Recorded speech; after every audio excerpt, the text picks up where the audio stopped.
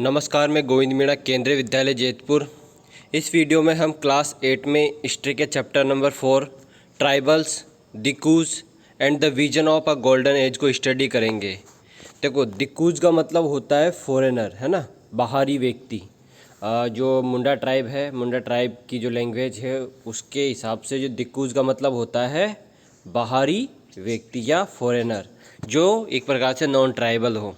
ठीक, तो इस चैप्टर में हम जो ट्राइबल्स थे, आदिवासी जो थे, उनका जीवन कैसा रहा ब्रिटिश पीरियड में, है ना, यानी 1757 से लेके आज़ादी तक का जो टाइम पीरियड था, उसमें कैसे जो डिफरेंट टाइम में जो ट्राइबल्स थे, भारत के जो आदिवासी थे, उनका जीवन कैसा रहा, उनके जो वर्क करने का स्टाइल, उनका जो कल्चर, उनकी जो रिलीजियस बिलीफ, है ना, उनकी जो कस्टम थी, उनमें किस किस प्रकार से चेंजेज आए, और जब वो चेंजेज आए तो उसका रिएक्ट कैसे किया ट्राइबल्स ने, तो उसको हम इस चैप्टर में समझेंगे।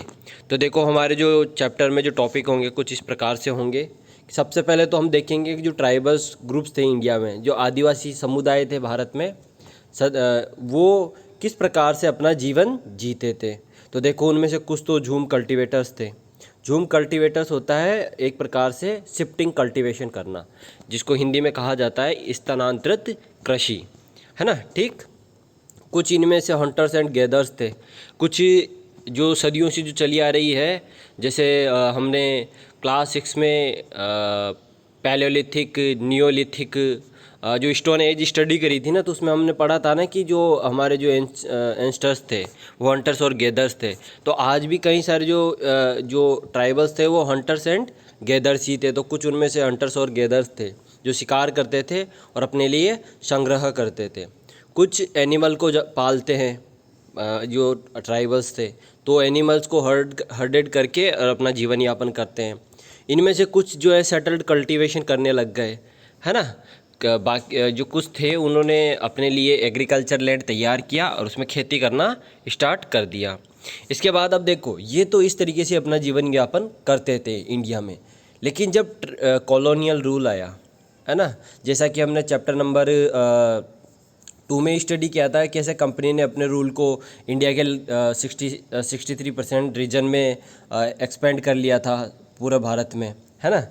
तो वो जो कॉलोनियल रूल था, ब्रिटिशर का जो रूल था, उसने जो ट्राइबल लोग थे उनके जीवन में कैसे असर डाला, है ना, उनकी लाइफ में कैसे अफेक्ट किए।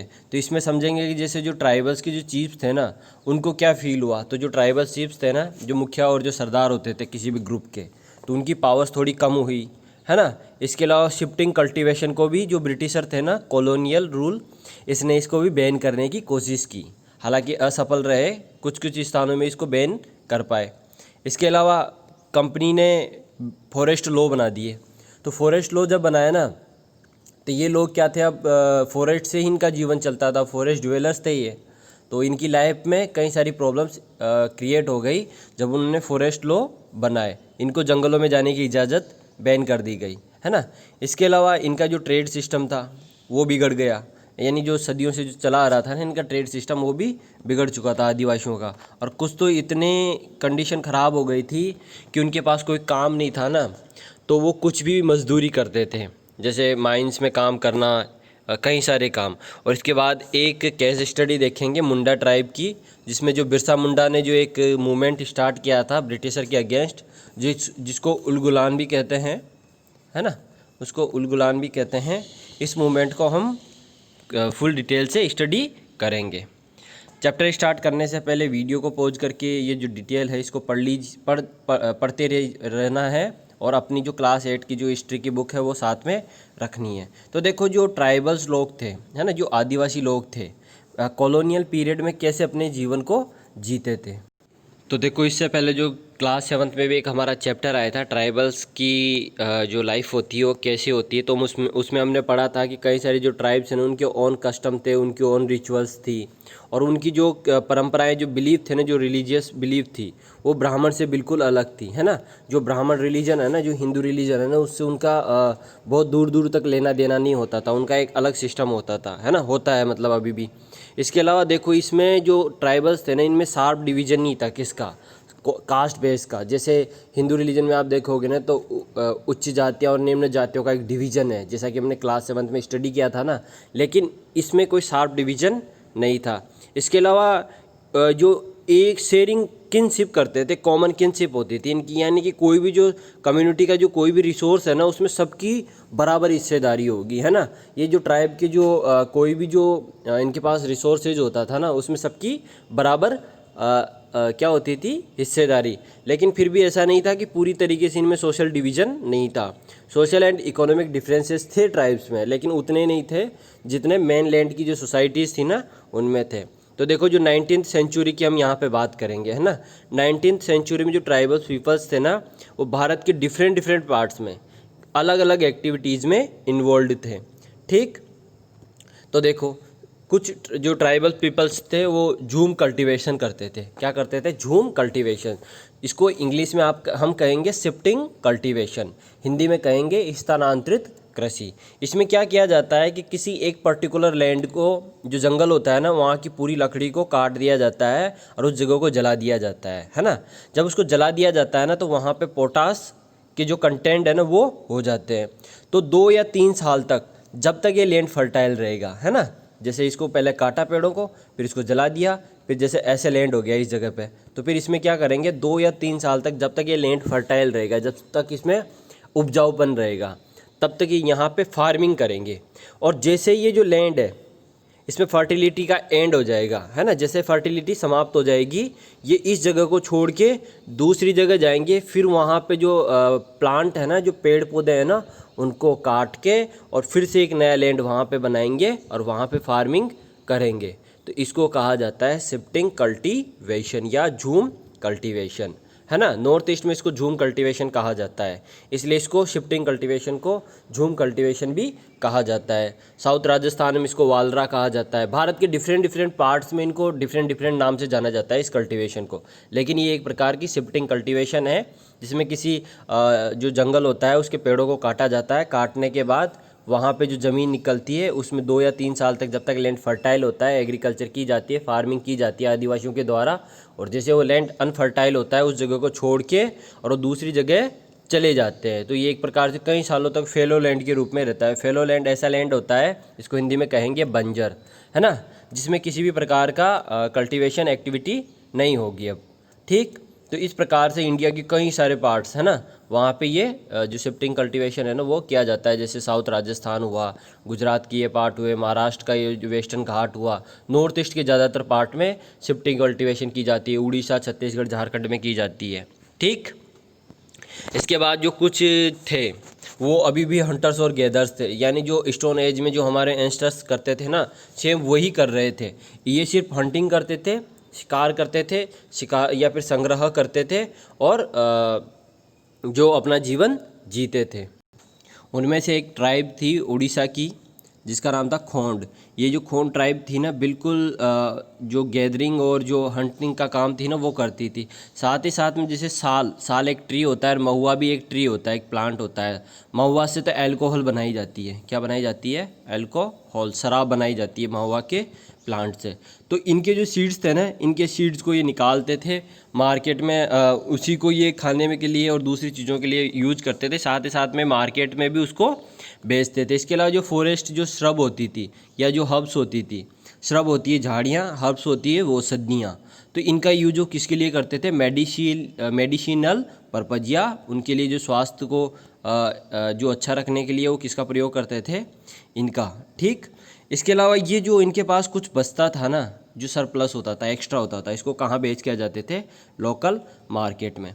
लेकिन हमेशा इनके साथ लूट होती थी। जो मनी लेंडर्स थे ना, वो इनसे सस्ती कीमत में इन सब चीज़ों को खरीदते थे, चाहे ये महुआ हुआ या साल हुआ या फिर दूसरे जो फॉरेस्ट से निकलने वाले जो दूसरे प्रोडक्ट थे उनको।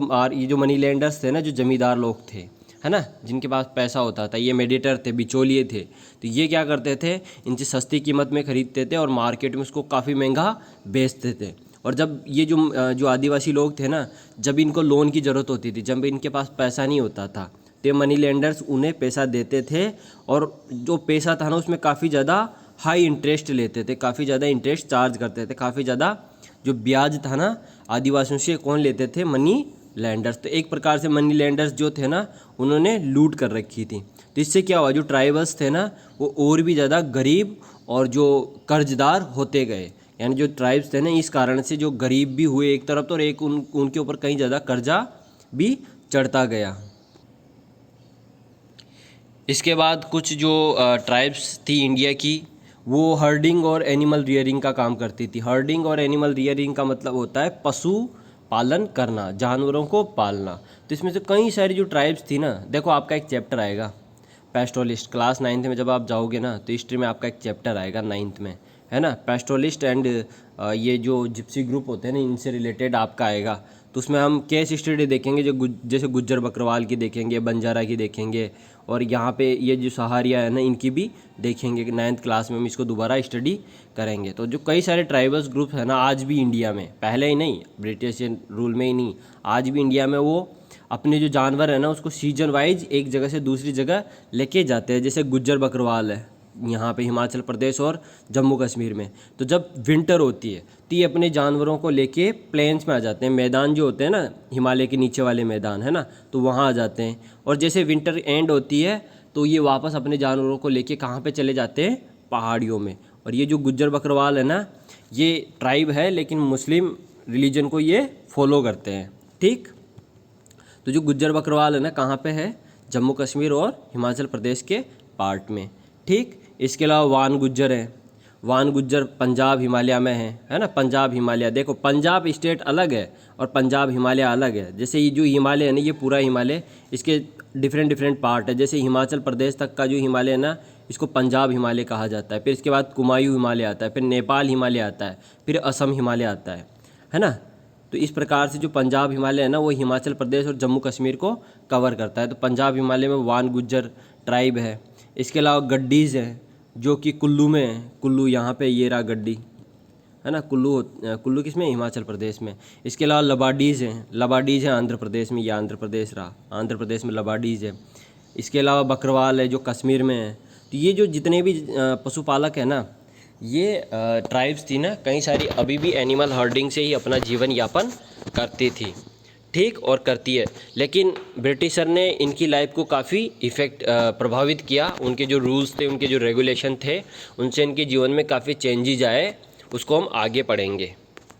इसके अलावा कुछ ऐसे भी ट्राइब्स थे जो 19th सेंचुरी तक आते आते या उससे पहले सेटल्ड हो गए। सेटल्ड मतलब किसी शहर में, किसी एक गांव में अब उन्होंने अपना गांव बना लिया, एक जगह में वो बसना उन्होंने स्टार्ट कर लिया और अपने लिए एक लैंड तैयार किया, कल्टीवेशन लैंड तैयार किया, ज़मीन तैयार की और उसमें फार्मिंग करना स्टार्ट कर दिया। तो देखो इनमें से कई सारी ट्राइब्स, तो इन्होंने देखो अपने लिए प्लग जो है, जो हल होता है, हल का प्रयोग किया और खेती बाड़ी करना स्टार्ट कर दिया।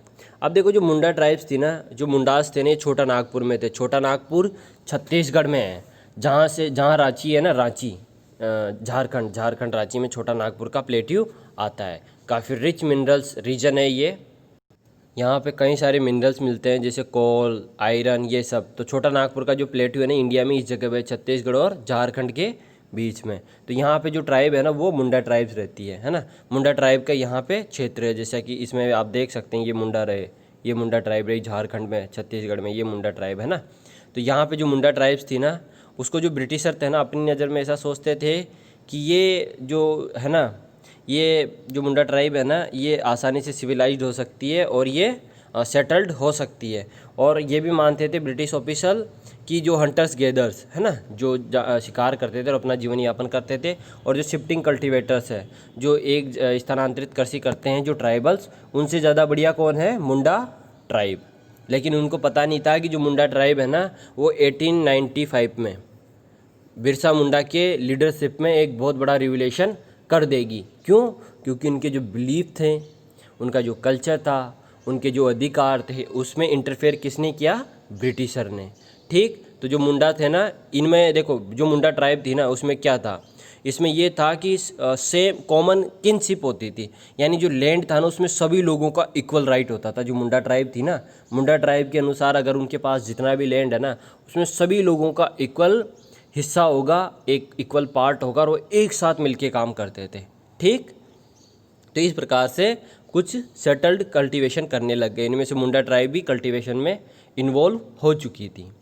अब देखो, ये तो हमने अभी तक जो जाना है ना, हमने ये जाना है कि जो ब्रिटिशर टाइम पीरियड था ना, ये जो कैसे अब लोग अपनी ज़िंदगी जीते थे, है ना। अब हम जानेंगे कि जब इंडिया में ब्रिटिशर आए, कॉलोनियल जो रूल आया 1757 में, जब प्लासी का बैटल होता है, हमने चैप्टर नंबर 2 में स्टडी किया था ना, उससे लेके फिर बाद में धीरे धीरे आज़ादी तक जो ब्रिटिशर है ना, उन्होंने अपने अपना रूल है ना, उसको एक्सटेंड ही किया। तो जो कॉलोनियल रूल से क्या क्या प्रभाव पड़े, तो जैसे जो ट्राइबल्स चीफ्स थे ना, उनके अधिकार चले गए। शिफ्टिंग कल्टीवेशन को बंद कर दिया इन्होंने, ब्रिटिशर ने, है ना। फॉरेस्ट लॉ बनाने से जो ये पेस्टोलिस्ट और जो एनिमल रियरिंग का काम करते थे, ये जैसे गुज्जर बकरवाल, वान गुज्जर, है ना, लबादीज, गड्डीज, ये जो सारी ट्राइब्स थी ना, ये तो पेस्टोलिस्ट थे। ये जानवरों को चराते थे एक जगह से दूसरी जगह, एनिमल हर्डिंग का काम करते थे। तो इनकी लाइफ में भी फॉरेस्ट जब लॉज बने ना, तो उसका बहुत बुरा असर पड़ा। इसके अलावा जो इनके ट्रेड्स थे, जैसे कि ये छोटे मोटे जो प्रोडक्ट होते थे फॉरेस्ट से, उनको मार्केट में बेच के और अपने लिए अर्निंग करते थे, वो भी प्रभावित हुए। ठीक। और इसके लिए फिर वो जो दूसरे वर्ग थे ना, उनके लिए फिर उनके पास जब कोई काम नहीं बचा तो दूसरी जगह जाना उन्होंने स्टार्ट कर लिया। तो एक एक करके हम देख लेते हैं कि कैसे जो ट्राइबल्स लाइफ थी वो उसमें इम्पैक्ट पड़ा। तो सबसे पहले देखो, जो चीफ्स थे ना, ट्राइबल चीफ्स, इनके पास काफ़ी पावर हुआ करती थी। पॉलिटिकल एंड इकोनॉमिक पावर हुआ करती थी ब्रिटिश राज से पहले सभी ट्राइबल्स ग्रुप के। जैसे कोई मुंडा है या फिर भील है या फिर बकरवाल, गुज्जर, जो भी है, सबके उनके जो चीफ होते थे, जो मुखिया होते थे, जो सरदार होते थे, उनके पास पॉलिटिकल, एडमिनिस्ट्रेशन और इकोनॉमिक पावर हुआ करती थी। लेकिन जैसे ब्रिटिश रूल आया तो ठीक थे, वो उनको चीफ तो बनाए रखा है इन्होंने, जो ट्राइबल चीफ्स थे वो, उनमें कोई चेंजेस नहीं किया। लेकिन उनकी कई सारी जो पावर्स थी ना, economic power, political power, even administrative जो पावर्स थी ना, वो उनसे छीन ली गई। किसके द्वारा? ब्रिटिशर ऑफिशियल्स के द्वारा। और ये जो ट्राइबल्स ग्रुप्स थे ना, अब जैसा ब्रिटिशर ऑफिशियल चाहते थे, जो ब्रिटिश गवर्नमेंट चाहती थी, वैसे इनको करना पड़ता था इन चीफ्स को। तो एक प्रकार से जो सरदार थे, जो मुखिया थे ट्राइबल्स के, उनके अब अधिकार वैसे नहीं रहे जैसे कि ब्रिटिशर के आने से पहले हुआ करते थे। देखो, जो सरदार होते हैं ना, उन्हीं को पूरी क्लैन फॉलो करती थी, पूरी ट्राइब जो थी ना, उन्हीं को फॉलो करती थी। वो जैसा कहते थे वैसे लोग करते थे। लेकिन उनके ये अधिकार समाप्त कर दिए, किनके द्वारा? ब्रिटिशर के द्वारा। इसके बाद जो शिफ्टिंग कल्टीवेशन थी, उसको इन्होंने बंद कर दिया, है ना। क्योंकि ब्रिटिशर को ऐसा लगता था कि जो शिफ्टिंग कल्टीवेशन में एक जगह से दूसरी जगह जाते हैं, इनका कोई फिक्स्ड होम नहीं है। तो इससे क्या था, इनसे ये एक प्रॉब्लम इनके सामने ये रहती थी, इनकी सिक्योरिटी को प्रॉब्लम रहती थी। ये चाहते थे कि कहीं ऐसा ना हो जाए कि जो हमारा जो रूल है, हमारा जो किंगडम है, उसमें किसी प्रकार की प्रॉब्लम क्रिएट हो। साथ ही साथ में इन लोगों को इसलिए भी वो सेटल्ड करना चाहते थे, एक जगह में बसाना चाहते थे, ताकि इनको एक रेवेन्यू मिल जाए, एक रेगुलर उनसे टैक्स मिल जाए। तो इस वजह से इन्होंने क्या किया, जो शिफ्टिंग कल्टीवेशन थी ना, उसको बैन कर दिया। जैसा कि हमने chapter number 3 the ruling the country side, है ना, रूलिंग द कंट्री साइड में स्टडी किया था लैंड सेटलमेंट्स को, जिसमें जमींदारी व्यवस्था, है ना, जिसमें रैयतवाड़ी व्यवस्था, है ना, जिसमें थी महलवाड़ी व्यवस्था, पड़ी थी ना। हाँ, ये जो तीनों लैंड सेटलमेंट्स थे ना, इनका सीधा असर इनमें भी पड़ा। जो ट्राइबल्स ग्रुप्स थे ना, इनके ऊपर भी लैंड सेटलमेंट का सीधा असर पड़ा। तो देखो, इनको भी जो इनके जो अधिकार थे, इनकी जो लैंड थी, इनके जो रेवेन्यू तो उसको फिक्स कर दिया गया। किसके द्वारा? स्टेट्स के द्वारा, यानी ब्रिटिश कंपनी के द्वारा। लेकिन ब्रिटिशर ने कई एफर्ट्स किए, फिर भी जो जूम कल्टीवेटर्स थे उनको वो रोक नहीं पाए। यानी कई सारे लोगों ने अभी भी जो जूम कल्टीवेशन है ना, उसको बंद नहीं किया, क्योंकि वो जो जंगलों में रहते थे वहाँ पे इनको कंट्रोल करना आसान भी नहीं था। तो इन्होंने अपने जो जूम कल्टीवेशन था उसको जारी रखा। लेकिन देखो, ये हमेशा चालाक थे। ये इन्होंने फिर बाद में जूम कल्टीवेशन को लीगल भी कर दिया। और पता है इनका किस चीज़ में यूज़ किया? ये जो ट्राइब्स थे ना, इनको मज़दूरों के रूप में यूज़ किया। कहाँ पर? जंगलों में। जंगलों से जब लकड़ी की ज़रूरत पड़ी ना, इंडिया में जब रेलवेज का निर्माण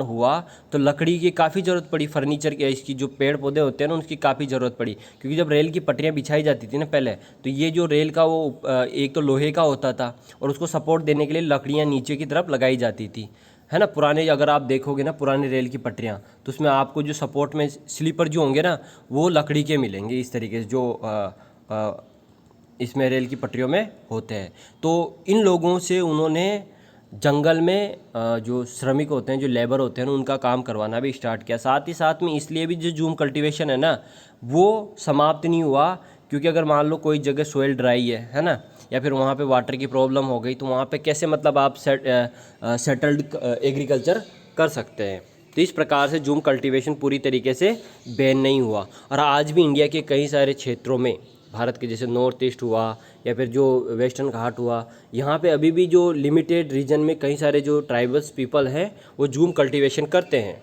वो शिफ्टिंग कल्टीवेशन करते हैं।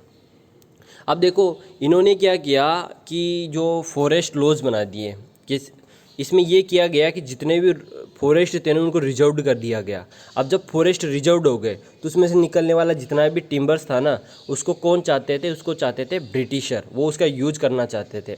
और जैसा कि आदिवासी जंगलों में ही रहते थे, जंगलों में रहने के कारण उनका जो जितना भी काम था ना, वो जंगलों से निकलने वाले प्रोडक्ट से ही उनका काम पूरा होता था। लेकिन अंग्रेज़ों ने फॉरेस्ट लॉ बना के और जितने भी फॉरेस्ट थे ना उनको रिजर्व फॉरेस्ट घोषित कर दिया। जब ऐसा किया तो अब जो आदिवासी लोग थे, जो ट्राइबल लोग थे, वो रिजर्व फॉरेस्ट में अपने लिए कुछ भी प्राप्त नहीं कर सकते थे।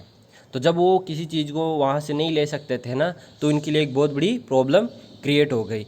तो देखो, ना तो वो आसानी से घूम सकते थे फ्रीली, ना कोई किसी प्रकार की प्रैक्टिस कर सकते थे जूम कल्टीवेशन की, न ही वो जंगलों से जाके फ्रूट्स जो थे उनको ले सकते थे, ना जानवरों का शिकार वो कर सकते थे। क्लास 9th में हम इसमें काफ़ी ज़्यादा डिटेल से स्टडी करेंगे कि कैसे जो फॉरेस्ट लॉज बने ना, तो उससे भारत में और दुनिया में जो पैस्टोलिस्ट थे, जो एनिमल हर्डर और जो जानवरों को चराने वाले जो आदिवासी लोग थे, उनकी लाइफ में कैसा असर पड़ा। क्लास 9th में इसको और ज़्यादा डिटेल से हम स्टडी करेंगे। तो जो कई सारे जो मैनी शिफ्टिंग जो कल्टीवेटर्स थे, वो एक प्रकार से पोस्ड हो गए दूसरी क्षेत्रों में अपना जीवन यापन करने के लिए। अब उनको जंगलों में जाने की इजाज़त नहीं दी गई, तो अब उनका जो जीवन यापन था ना, उनकी जो आजीविका थी, वो पूरी तरीके से उसमें प्रभाव पड़ा।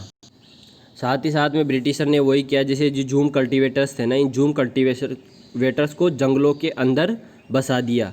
वो इसलिए बसाया गया कि जहाँ जो रेलवेज का जो डेवलपमेंट होगा ना, रेलवेज के लिए ट्रीज़ की ज़रूरत पड़ रही थी। जैसे मैंने आपको बताया ना, पटरी के नीचे जो स्लीपर लगाए जाते थे, तो ये जो लकड़ी के होते थे, तो इनके लिए लकड़ी की ज़रूरत होती थी, एक पूरे के पूरे पेड़ की ज़रूरत होती थी। तो पेड़ों को काटेगा कौन, उनको जो ट्रांसपोर्ट है वो करेगा कौन, तो उसके लिए इन्होंने इन लोगों का यूज किया, ट्राइबल्स का।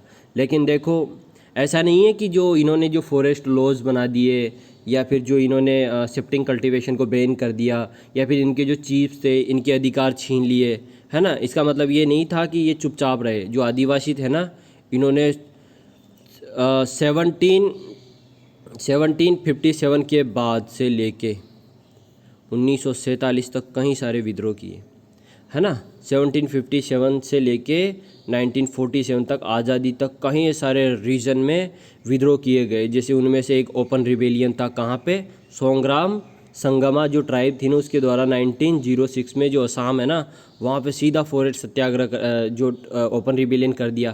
फिर उसके बाद 1930 में फिर एक और ओपन फॉरेस्ट सत्याग्रह किया गया, किसके अगेंस्ट, फॉरेस्ट लॉज के अगेंस्ट। देखो, जो भारत में फॉरेस्ट लॉज था ना, वो बना था 1927 में, है ना। इसी में 1927 में जब ये लॉ बना ना, फॉरेस्ट लॉ, तो इसमें ही जो फॉरेस्ट है उसको रिजर्व्ड किया गया। कब बना, 1927 में, ठीक। इसके बाद देखो, जो प्रॉब्लम्स जो ट्राइबल्स के साथ ट्रेड की दिक्कत आई, उनका जो ट्रेडिशनल जो बिज़नेस था ना, वो भी उससे प्रभावित हुआ। मतलब उनके पास अब जो काम थे ना, वो छिन गए उनसे, ठीक। और फिर जो 19th सेंचुरी थी ना, 19th सेंचुरी में कई सारे ट्रेडर्स, मनी लैंडर्स, व्यापारी और जो जमींदार लोग थे ना, वो जंगलों की तरफ आए इन आदिवासियों के पास, और इनसे जो फॉरेस्ट से जो प्रोडक्ट थे ना उनको ख़रीदते थे और बदले में इनको पैसा देते थे। लेकिन जो मेन फ़ायदा था ना, उसका जो मेन बेनिफिट था ना, वो इन्हीं लोगों को मिलता था, ट्रेडर्स को और मनी लैंडर्स को। जैसे सिल्क ट्रेड का एक केस स्टडी दे रखी है हजारीबाग में। हजारीबाग छत्तीसगढ़ में एक जगह है।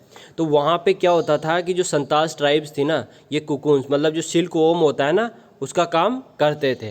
तो इसको बहुत ही कम पैसे में, बहुत नॉमिनल प्राइस में इनसे ख़रीदते थे, और इसको पता है गया जो कि बिहार में है, वहाँ जाके सोल्ड करते थे। और जितना उन्होंने इसको दिया ना, जैसे इस आदिवासी व्यक्ति को, इससे 5 गुना ज़्यादा कीमत का बेनिफिट किसको होता था, मनी लैंडर्स और ट्रेडर्स को। तो मेन मुनाफा किनको हो रहा था? मनी लेंडर्स और ट्रेडर्स को। तो सबसे ज़्यादा बेनिफिट कौन उठा रहे थे? द मिडिल मैन्स, है ना, सिल्क ट्रेड में। तो देखो जो इन और साथ ही साथ में जैसे जैसे फॉरेस्ट लॉ बने या फिर जूम कल्टीवेशन को इस्टेब्लिश किया गया, एनिमल जो रियरिंग और जो हर्डिंग के जो काम थे पेस्टोलिस्ट के, जब उनको बैन किया गया तो उनके जो ट्रेडिशनल जो बिज़नेस थे, जो उनके धंधे थे, जो काम थे आदिवासियों के, वो उससे सीधा प्रभावित हो गए और उनके पास काम भी नहीं बचा। और इवन जब उनके पास कोई काम नहीं बचा ना, तो उन्होंने मजबूरी में भारत में कई सारी जगह में कहीं कम पैसे में मजदूरी की और उनकी कई सारे लोगों की इस कारण से मौत भी हुई। जैसे यहाँ पे दे रखा है इस पिक्चर में कि जो कोल माइंस थी ना, उनमें इन लोगों ने कहीं ज़्यादा काम किए, इनको फोर्स किया गया वहाँ पे काम करने के लिए। और पता है सिर्फ 1920 में 1920 में 20,000 से ज़्यादा जो वर्कर्स थे ना, जो माइंस थी, उसमें उनकी मौत हो गई। और उनमें से जो ज़्यादातर थे ना वो आदिवासी थे, क्योंकि जो आदिवासी थे वो उनका जो हाउस होते थे, उनके जो घर होते थे वो जंगलों में होते थे। और जो माइंस भी थी ना ज़्यादातर कोल की, हाँ, वो माइंस सब कहाँ पे थी? जंगलों में। तो इन्हीं लोगों को वहाँ पे माइनिंग वर्क के लिए लगाया जाता था और काफ़ी कम पैसा दिया जाता था इनको, बहुत नॉमिनल प्राइस में इनको काम पैसा दिया जाता था। तो ये माइंस में काम करते थे। इसके अलावा टी प्लांटेशन के लिए इनको असम में ले जाया गया। जैसा कि आपको पता है ना, हमने एग्रीकल्चर चैप्टर में स्टडी किया है कि जो जहाँ पे ट्रॉपिकल ह्यूमिड क्लाइमेट होगी, जहाँ पे उष्ण और आर्द्रता वाली क्लाइमेट होगी, वहाँ पे टी प्लांटेशन होता है लेटेराइट सॉइल में। तो इन आदिवासियों से वहाँ पे टी प्लांटेशन का काम करवाया जाता था। साथ ही साथ में इनको दूसरे कई सारे कामों में लगा दिया गया। तो जो ट्राइबल्स लोग थे, इनके जीवन में कई सारी प्रॉब्लम्स क्रिएट हो गई। तो इस वीडियो में हम यहाँ तक पढ़ेंगे। इसके बाद जो बिरसा मुंडा की जो कहानी है उसको नेक्स्ट वीडियो में करेंगे। तो इस जो पहला वीडियो इस चैप्टर के पहले वीडियो में हमने यहाँ से यहाँ तक का स्टडी कर लिया है। इसका एक बार रिवीजन कर लेते हैं और लास्ट वीडियो में हम जो बिरसा मुंडा है उसके बारे में जानेंगे। तो सबसे पहले हमने जाना कि जो ट्राइबल्स पीपल्स थे वो अपना जीवन यापन कैसे करते थे। तो हमने जाना 19th सेंचुरी में डिफरेंट एक्टिविटीज़ में इन्वॉल्व थे। कुछ लोग झूम कल्टीवेशन का काम करते थे। झूम कल्टीवेशन क्या थी? Shifting cultivation. कुछ लोग हंटर्स और गैदर्स थे, जो आज सदियों से जो काम करते आ रहे थे ना, वही काम कर रहे थे। ठीक। इसके बाद हमने जाना कि कुछ लोग जो थे वो जानवरों का पशुपालन का काम करते थे, जिनमें जैसे गुज्जर बकरीवाल, है ना, गड्डीज, वान गुज्जर, लबाडीज, ये सब जो थे ना, ये एनिमल हर्डर्स का काम करते थे। इनमें से जो कुछ थे ना वो सेटल्ड कल्टीवेशन हो गए। सेटल्ड कल्टीवेशन का मतलब है कि वो एक जगह उन्होंने अपने घर बनाए, वहाँ पे ज़मीन को साफ़ किया, जंगलों को साफ़ किया और वहाँ पे अपने लिए फार्मिंग स्टार्ट कर दी। इसके बाद हमने जाना कि जब ब्रिटिशर इंडिया में आए तो उनके जो रूल्स रेगुलेशन और उनका जो शासन था, तो उससे जो ट्राइबल्स लोग थे उनके जीवन में कैसा असर पड़ा। तो ब्रिटिश रूल आने से पहले जो चीफ होते थे ना, जो सरदार होते थे, जो मुखिया होते थे ट्राइबल्स लोगों के, आदिवासियों के, तो उनके पास काफ़ी पावर थी, लेकिन ब्रिटिशर के द्वारा उनकी पावर को छीन लिया गया। इसके बाद हमने जाना शिफ्टिंग कल्टीवेशन को भी ब्रिटिशर थे, उन्होंने काफ़ी हद तक जो है ना उसको बैन करने की कोशिश की, है ना। इसके अलावा फॉरेस्ट लॉ बना दिए गए उनके द्वारा। तो जो फॉरेस्ट थे उनको रिजर्व कर दिया गया। तो जो फॉरेस्ट जो प्रोडक्ट निकलते थे उनको अब ये लोग यूज नहीं कर सकते थे। इसी के अगेंस्ट ओपन रिबेलियन कर दिया गया, किनके द्वारा? असम की ट्राइब के द्वारा। इसके बाद जो पीपल्स थे, इनका जो ट्रेड था जो सदियों से चला आ रहा था, वो ट्रेड भी सीधा इम्पेक्ट हुआ, क्योंकि पहले तो ये जो इनका जो प्रोडक्ट होते थे ना, ये मार्केट में बेच के आते थे ये लोग आदिवासी, तो इनको अच्छा दाम मिल जाता था। लेकिन जब मिडिल मैन आया तो उन्होंने इनका काफ़ी ज़्यादा एक्सप्लॉइटेशन किया। और जब इन लोगों के पास कोई काम नहीं बचा, आदिवासियों के पास, ट्राइबल्स के पास, मिडिल मैन्स, मनी लैंडर्स, है ना, और ये जो ब्रिटिशर थे, जो दिक्कूज थे, कौन थे? दिक्कूज, इनके द्वारा जो इनके साथ एक्सप्लॉइटेशन हुआ। इनके पास कोई काम नहीं था तो कुछ तो माइंस में काम करने लग गए, कुछ टी प्लांटेशन में काम करने लग गए, या डिफरेंट इंडस्ट्रीज़ में इन लोगों को काम में लगा दिया गया, जो कि इनका एक प्रकार से काफ़ी बड़ा शोषण था। जो इस चैप्टर की हमारी नेक्स्ट वीडियो होगी उसमें हम जो क्लोजर लुक है वो ग्रेट रिबेलियन जो है बिरसा मुंडा का जो रिबेलियन था उलगुलान, उसको पढ़ेंगे इसके बाद वाले वीडियो में। तो इस वीडियो को देखने के लिए आप सभी का बहुत बहुत धन्यवाद। Thank you very much.